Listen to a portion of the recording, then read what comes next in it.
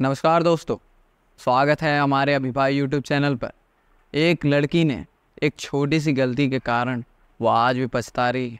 2019 में उनने एक गलती करी थी, आज वो 2024 में उसकी शादी भी हो गई है, वो आज पछता रही है। वीडियो में आगे बढ़ने से पहले हमारे चैनल को अगर किसी ने सब्सक्राइब नहीं किया है तो हमारे अभिभाई चैनल को सब्सक्राइब करना।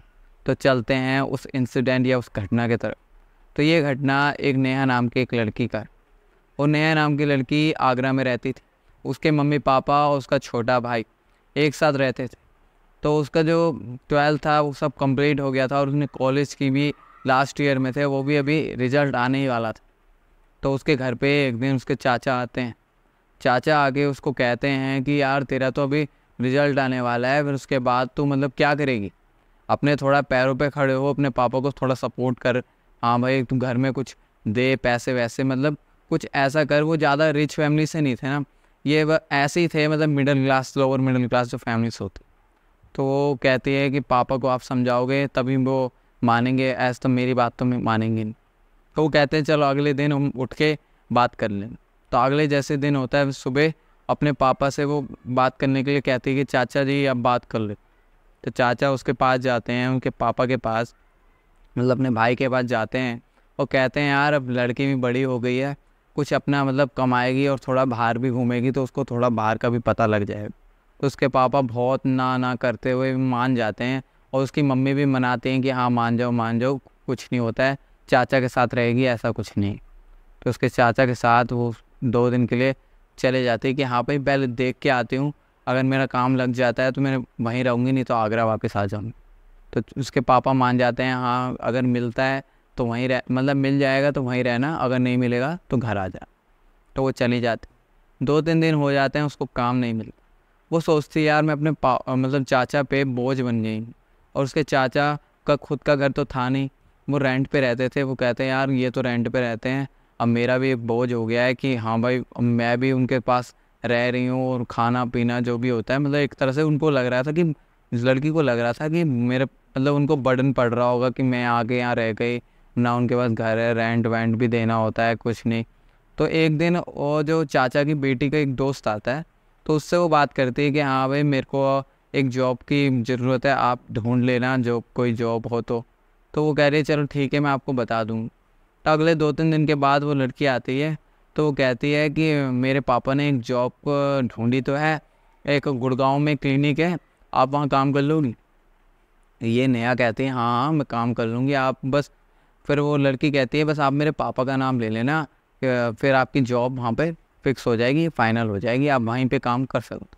तो अगले दिन वो टेम्पो से कुछ भी करके कैब वैब करके चली जाती। तो जाने के बाद वो हॉस्पिटल, वो मतलब क्लिनिक के अंदर जाती है और बात करती है। हॉस्पिटल के जो ओनर थे उनसे बात करती है, वो क्लिनिक के ओनर जो थे, तो उनसे वो बात करती है कि हाँ भाई मैं उनकी मतलब फ्रेंड्स के मतलब पापा का नाम ले लिया उन्होंने और उनकी नौकरी वहाँ पे लग गई। तो उनको एक चीज़ उन्होंने कहा कि आपने ये टॉप और जींस में ना आया करो, आप मतलब फुल धोती मतलब कुर्ते उर्ते में आया करो, यहाँ पे मतलब आप भी रिप्रेजेंट करोगे हमारे क्लिनिक को, ऐसा ऐसा करके। तो उन्होंने कहा चलो ठीक है, मेरे पापा की उम्र के हैं और उन्होंने मेरे लिए अच्छी बात करी है कि हाँ भाई मैं ऐसे नहीं आके मैं पूरे सूट वूट में आऊँगी तो सही रहेगा। तो अगले दिन से उन्होंने ज्वाइन कर लिया। वहाँ पे वो आ रही और वो मतलब बैठी और उसने जो भी काम था 1-2 दिन उसका सही चला।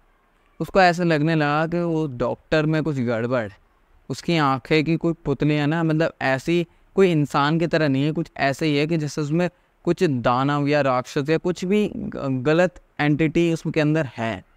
और जब भी वो देखता डॉक्टर तो उसको बहुत देर तक घूरता रहता। उसको ऐसा लगने लगा कि मैं यहाँ पे सेफ़ नहीं हूँ, मैंने गलत मतलब डिसीज़न ले लिया यहाँ पे आके काम करने का। तो वो तब भी कर रही थी। 1 महीना हो गया, जैसे उसके पास 25,000 रुपये आए, मतलब 1 महीने की सैलरी उसकी 25,000 थी। तो उनने सोचा कि यार पहले तो मैं चाचा के घर से हटती हूँ। पहले उनको मतलब ये उन्होंने सोचा कि चाचा के घर से हटती हूँ, उनको भी बर्डन पड़ रहा है, तो उनके ऊपर वाले फ्लोर पर वो रहने लग गए। सेकंड फ्लोर उनको मिल गया, 12-13 हज़ार का कोई रेंट था और बाकी के जो 10-15 हज़ार थे उनने वो आगरा भेज दिया। ऐसे उसको सही चल रहा था, उसका बिल्कुल सही चल रहा। फिर अगले दिन महीने वो फिर जाने लगी। तो उसको ऐसा लगने लगा कि वो डॉक्टर कुछ ठीक ठीक नहीं है।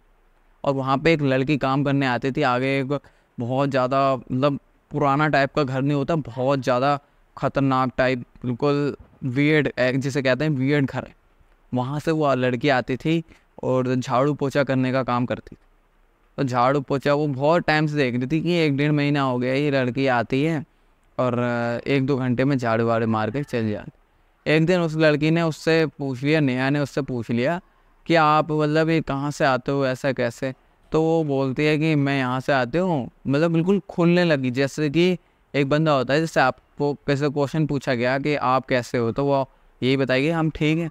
पर ये पूरा ऐसे बताने लगी हम तो अमीर हैं, हमारे घर पे 4-5 लोग हैं, हम 1 महीने में 1.5-2 लाख रुपए कमा लेते हैं। पर वो लगता है यार, वो कहते हैं यार इस झोपड़ी में से आती है और ये पर इसका ड्रेसिंग सेंस भी अच्छा है, ये बाल वाल भी अच्छे हैं, मतलब बहुत बढ़िया से वो रह रही है, पर ये ऐसा काम कर रही है। वो कहती है, फिर वो लड़की उससे ज़्यादा क्लोज हो जाती है तो उसके लिए खाना पीना सब कुछ आ रहा होता है। तो वो कह रही है कि दीदी हमारे घर से मतलब मीठे चावल आए हैं तो आप खाओगे? तो वो कहती है, नेहा कहती है कि हाँ भाई मैं खा लूँ। तो उसने, नेहा ने वो मीठे चावल भी खा लिए। तो उसको लगने लगा कि हाँ भाई बहुत ज़्यादा क्लोज हो गई है।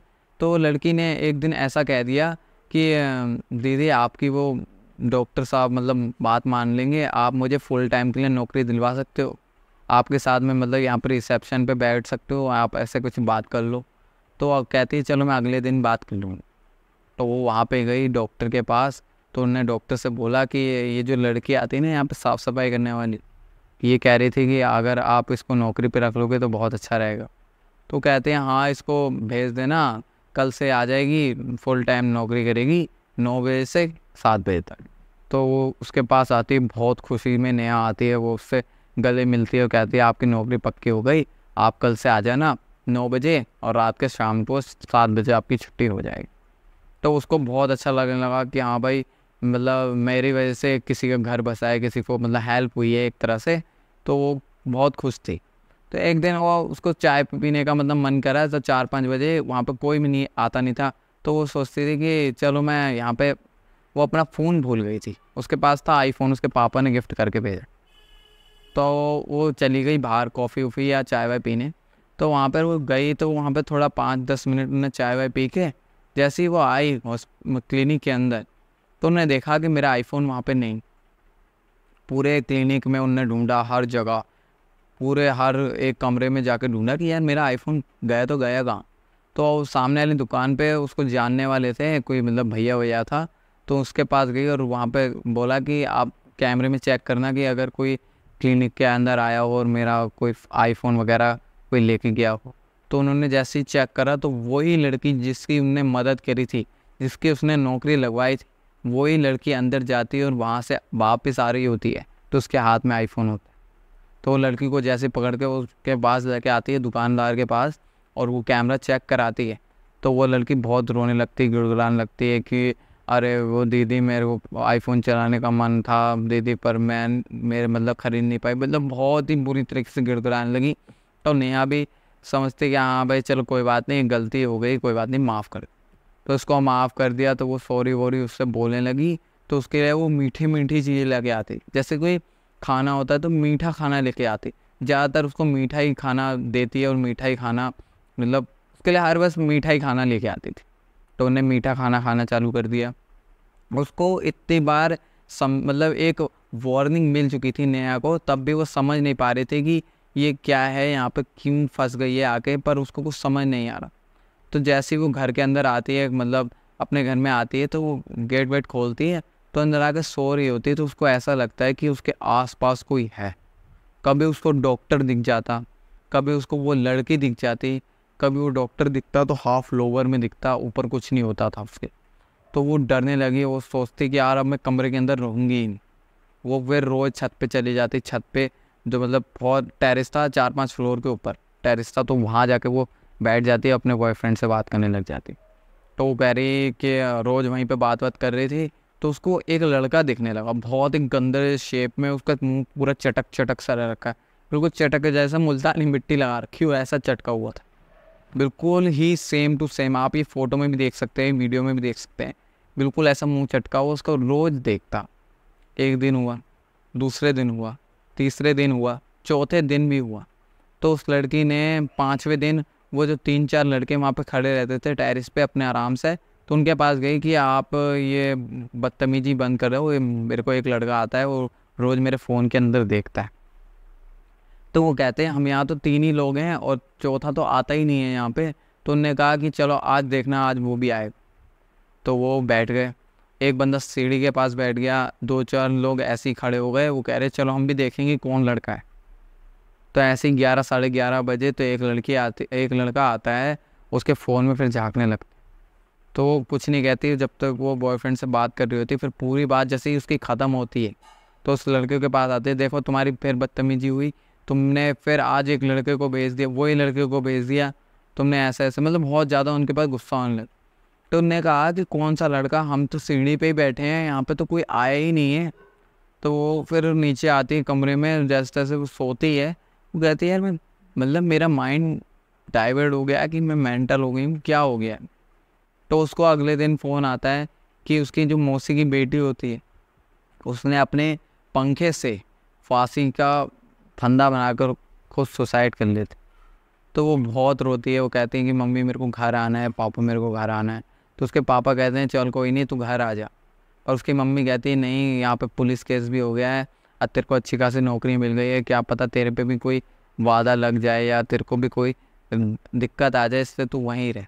तो वो 2-3 दिन ऐसी रोती है। तो उसके एक दिन सपने में वो ही लड़की, उसकी बुआ की लड़की ही उसके सपने में आती है और कहती है कि तू ज़्यादा मुझसे क्वेश्चन पूछेगी तो मैं तेरे को भी ले जाऊंगी, तेरे को भी मार दूंगी।